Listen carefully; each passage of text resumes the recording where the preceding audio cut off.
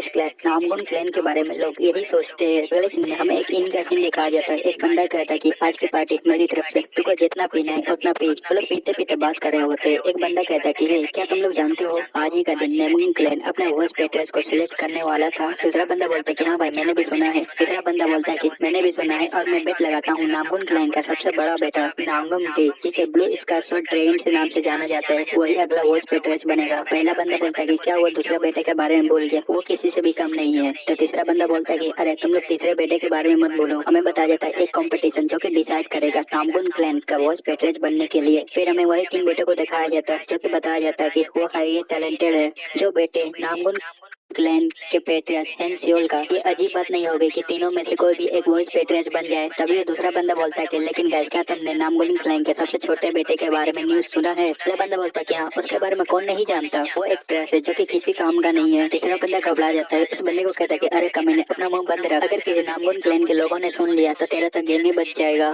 उनकी बातें एक बंदा सुन रहा होता है। तभी वो तीसरा बंदा कहता है उस दूसरे बंदे से, तुझे ये कहना चाहिए वो एक ड्रेस है जिसका रिसाइकल भी नहीं हो सकता। हाँ, तो हमेशा की तरह चला के ब्रो। और वो लोग ऐसे हंसने लगते हैं। जो बंदा उनकी बातें सुन रहा होता है वो उनकी बातें सुनकर गुस्सा जाता है और कहता है कि वो कमीने, लेकिन वो बंदा उनकी बातों पे ध्यान नहीं देता और अपना पीते हुए कहता है कि ट्रेस, जो कि एक निकनेम है जो कि उसे दिया गया है नामगुन देशों को। और हमें यहाँ पता चलता है कि नामगुन क्लैन का सबसे छोटा बेटा यही है। फिर देशो बताता है कि मेरे बड़े भाइयों को मेरे फादर की विरासत मिली, इसलिए वो तीन ड्रैगन कहलाते हैं, लेकिन मुझे घंटा कुछ नहीं मिला और मैं पीछे रह गया। नहीं, ये कहना सच है कि मैं एवरेज से भी नीचे था। मैं न सिर्फ आज का वॉइस पेट्रेस कंपटीशन हारा, बल्कि मेरा ध्यान भी टूट गया। जिंदगी पूरी तरह से झंड है, इसलिए आज मैं शराब पी के मरने जा रहा हूँ। और वो शराब पी के मरने का कोशिश करने लगता है। तभी उसके पास एक बुढ़ा आता है और कहता है, मेरे दोस्त क्या ये खाली सीट है? लेकिन अपने दोस्तों कुछ नहीं कहता। तो वो बुढ़ा बैठते हुए कहता है कि ठीक है, मैं इसे हाँ मान लूंगा। देशो और भी अल्कोहल पीने का कोशिश करता है, लेकिन वो देखता है कि उसकी अल्कोहल खत्म हो गई है। तो वो कहता है कि मैनेजर कमीने और भी अल्कोहल लेके आ। और देशो 5-6 बोतल पी के पूरी तरह से टल्ली हो जाता है। वो बुढ़ा जो कि अपने देशों को देख रहा होता है, तभी वो कहता है कि 8 साल पहले। देशो थोड़ा होश में आता है, उसे घंटा कुछ समझ में नहीं आता। वो बुढ़ा कहता है कि उसने अपने वाइफ और अपने बच्चों को खो दिया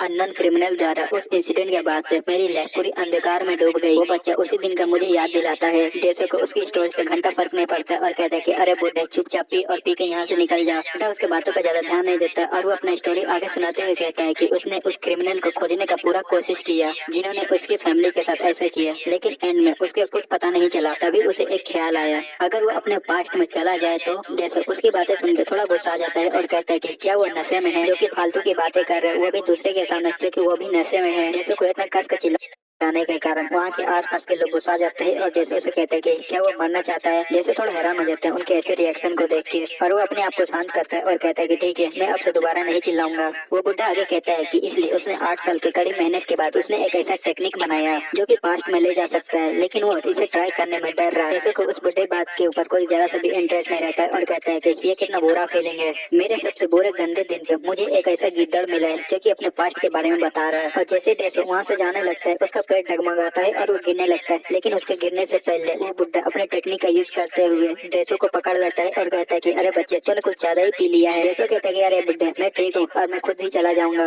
वो बुढ़ा कहता है कि हाँ, एक बुढ़े आदमी की बातें सुनने के लिए उसका थैंक्स, जिसके पास लौटने के लिए उसका कोई घर नहीं है। जैसे उसकी बातें सुन लेता है और कहता है कि क्या वो क्या चाहता है, कोई घर नहीं है उसने कहा। और वो ठेके से बाहर निकल जाता है और आसमान में देखते हुए कहता है कि कोई घर नहीं है। अब जब मैं इसके बारे में सोचता हूँ तो मेरे पास भी लौटने के लिए कोई घर नहीं है। जैसे बताता है कि उसे लात मार के क्लेन से बाहर निकाल दिया गया क्योंकि वो यूजलेस था। और जो उसके पास पैसा था उसने शराब पीने में खत्म कर दिया। नहीं उसके पास पैसा है, ना ही कहीं रहने का जगह। और ये सोचते सोचते वो एक जगह पे आ जाता है और वो रियलाइज करता है वो माउंटेन फॉरेस्ट के डीपर एरिया में पहुंच गया है। तभी देशों के पास एक बंदा आता है और देशों से कहता है कि क्या उसके पास कुछ पैसा है। देशों उसे देखता है और कहता है अपने मन में, क्या वो माउंटेन पेंटेड है? और उसे कहता है कि नहीं, उसके पास कोई पैसा नहीं है। वो बंदा कहता है कि ओ सच में क्या? तभी अपना स्वord निकाल के देशों के चेस्ट के अंदर भोंक देता है। देशों को भी समझ में नहीं आता कि अभी अभी साला उसके साथ हुआ क्या। वो बंदा अपने देशों के चेस्ट से स्वord निकालता है तो देशों सीढ़ियों पे से नीचे गिर जाता है और देशों अपने मन में सोचता है क्या मैं इसी तरह मरूंगा। वो बंदा अपने देशों के पास जाता है और उसे चेक करते हुए कहता है कि चलो देखे कि बच्चे तू क्या छुपा रहा। तभी उस बंदे को कुछ मिलता है, वो हैरान हो जाता है और कहता है क्या? एक कागज का टुकड़ा।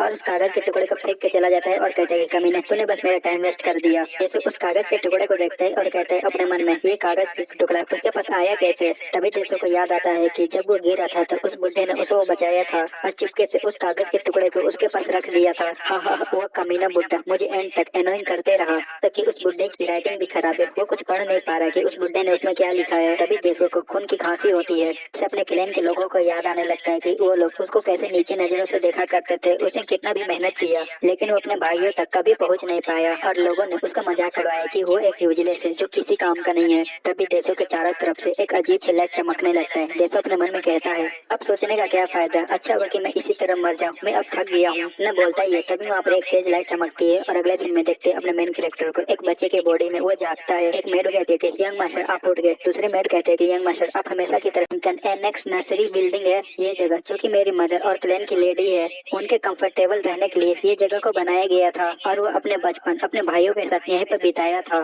डैम, मैं ये सब क्या देख रहा हूँ। और वो मेड देशों को कहीं ले जा रही होती है। एक दूसरी मेड कहती है कि मैं नैनी को ले आई। वो नैनी कहते हैं कि वेल यंग मास्टर अब आपके खाने का टाइम हो गया है। देशो उसको देख के घबरा जाता है और तुम लोग समझ जाओ कि देशो क्या खाने वाला है, आई मीन क्या पीने वाला है। लेकिन मजबूरी में उसको वो खाना पड़ता है, आई मीन पीना पड़ता है। और उनकी मेड उनको देख के हंसने लगती है और कहते हैं कि यंग मास्टर आप कितने क्यूट लग रहे हो। सीन कट होता है 1 साल बाद और देशो अपने पैरों के ऊपर चलने लगता है। मेड कहती है कि थोड़ा और यंग मास्टर। देशो चलते हुए कहता है कि देशो को इतना क्यूटनेस देख के एक तो मेरे पागल हो जाती है। एक मेड कहते हैं कि वाओ, ऐसा लग रहा है कि मेरा दिल 2 टुकड़े में बट जाएगा। देशो अपने आप को समझाता है कि वो इस तरह का रिएक्शन का आदी नहीं हो सकता। एक मेड जाकर देशो को पकड़ लेती है और कहते हैं कि हमारे यंग मास्टर दुनिया में सबसे क्यूट है। वेल यंग मास्टर अब आपके सोने का टाइम हो गया है। देशो का फाइनली रियलाइज हो जाता है कि अब वो रिग्रेस हो गया है अपने पास्ट लाइफ में और सर्वेंट उसको सुला के वहाँ से चली जाती है। देशो कहता है कि 2 साल हो गया है और 18 साल के बाद उसे दोबारा से अपने बड़े भाइयों के अगेंस्ट वॉइस फेडरेस के कंपटीशन में पार्टिसिपेट करना होगा।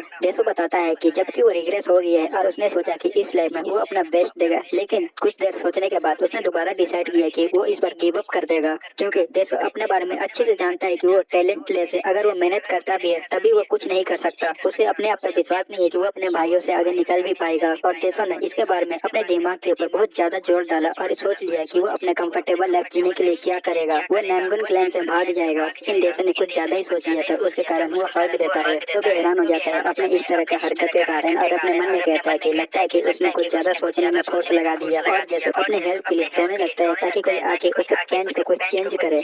और तेजी से टाइम बीता और देशो 3 साल का हो गया और देशो कंफर्टेबली इधर उधर घूमने लगा और आसपास के एरिया को फिगर आउट करने लगा अच्छे से। देशो चलते हुए दीवारों के ऊपर उसने बहुत सारे पेंटिंग देखा जिसके बारे में उसको पता नहीं था और उसने आसपास बहुत सारे फ्लावर पॉट को भी देखा और उसके मन के अंदर लालच आ गया और सोचा कि ये कितना कीमती होगा। उसने अपने पास्ट लाइफ में कड़ी मेहनत की ताकि वो भी नामगुन क्लैन का रेपुटेशन बना सके। कड़ी मेहनत के बाद भी वो सिर्फ 3rd रेट मार्शल आर्टिस्ट तक ही पहुंच पाया था। लेकिन उसकी बुरी किस्मत ज्यादा फोर्स करने के कारण उसका जयंतियां नहीं टूट गई सबके सामने। एंड तक वो सिर्फ पैथेटिक ड्रेस ही बना रहा सबके सामने। जब भी मैं इसके बारे में सोचता हूँ मुझे बहुत डर लगता है। इसलिए उसने नामगुन क्लैन से भागने का प्लान बनाया। कंपटीशन स्टार्ट होने से पहले वो सबके सामने बता देगा कि उसको वॉइस फेडरेस बनने में कोई इंटरेस्ट नहीं है और यहाँ तक कि वो अपने राइट्स भी छोड़ देगा। अगर वो इसमें फेल हो जाता है तो वो अपने जमा किए गए पैसे के साथ वो कहीं दूर भाग जाएगा, कैसी जगह जहाँ पर नामगुन क्लैन के बारे में किसी को न पता हो। देशो जितना हो सके सीक्रेटली वो पैसे जमा कर रहा है। पेंटिंग को देखते हुए कहता है कि यहाँ पर बहुत सारी कीमती चीजें हैं, अगर वो इन्हें बेच देता है तो बहुत सारा पैसा कमा सकता है।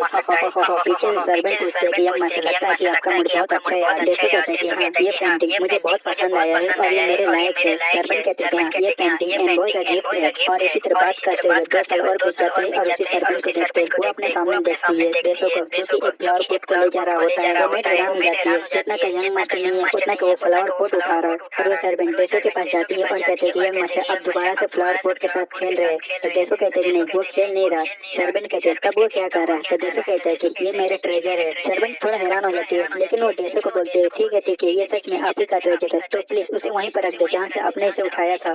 देशो कहते हैं कि नहीं वो इसे बेच कर एक घर बनाने वाला है जहाँ पर वो और हेड ग्रैनी उसके साथ रहेगी। सर्वेंट थोड़ा हैरान हो जाती है और देशो किसे कहती है कि ओ माय क्या वो हमेशा हमारे साथ ही रहना चाहता है। देशो कहते हैं क्या वो ऐसा नहीं चाहते। तो सर्वेंट कहती कि नहीं ऐसी बात नहीं है। देशो अपने मन में कहता है कि उसने अकेले भागने का प्लान बनाया था लेकिन उसने प्लान को चेंज कर दिया। उसके पास्ट लाइफ में मेरी सर्वेंट हमेशा से हॉनेस्टी बिहेव करती थी। अगर वो इस क्लैन को छोड़ के भाग जाता है तो उसके सर्वेंट को भी उसके क्लैन से निकाल दिया जाएगा। अगर वो उसका देखभाल नहीं करेगा तो कौन करेगा। वो सर्वेंट देशो से कहते हैं कि वो दूसरे सर्वेंट से अलग है। देशो कहता है कि उसका क्या मतलब है। और इसी के साथ ये वीडियो खत्म।